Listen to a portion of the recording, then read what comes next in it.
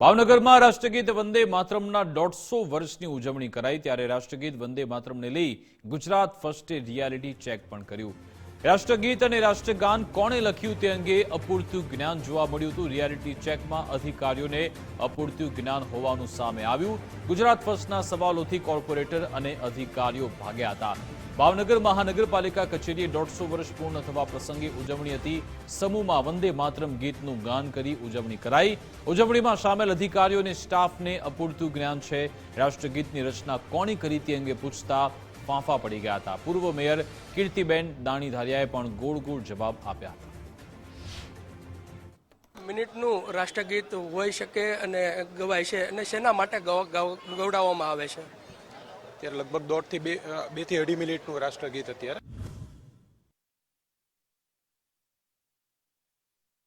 ગાવામાં આવેલું છે। શેના માટે ગાવામાં આવે છે? દેશની ભાવના, દેશ પ્રત્યેની ભાવના વધે, દેશ પ્રત્યે બધાને એક રાષ્ટ્ર પ્રેમની ભાવના વધે એના માટે।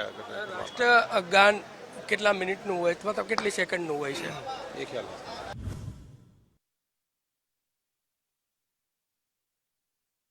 રાષ્ટ્રગાન અને રાષ્ટ્રગીતમાં શું ફરક છે? રાષ્ટ્રગાન અને રાષ્ટ્રગીત આપણે વંદે માતરમ જ્ઞાન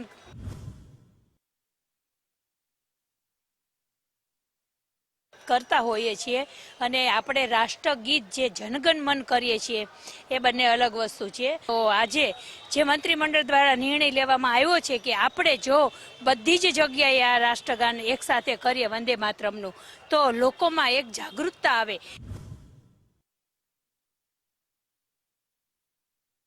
રાષ્ટ્રગીતની રચના કોણે કરી હતી? હમણાં મેયર સાહેબે કીધું, કોણે કરી હતી? સોરી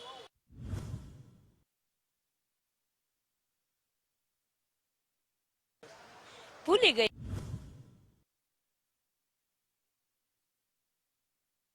એમ યાર હમણાં જો બોલ્યા છે પરંતુ ભૂલાઈ ગયું છે। કેટલી મિનિટનું રાષ્ટ્રગીત હોય છે અને રાષ્ટ્રગાન કેટલી મિનિટનું હોય છે?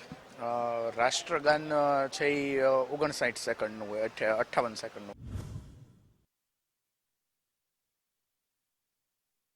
હોય છે। રાષ્ટ્રગીત છે એ 3 મિનિટ ને સેકન્ડ એક્ઝેક્ટલી યાદ નથી, 3 મિનિટ જેવું હોય છે।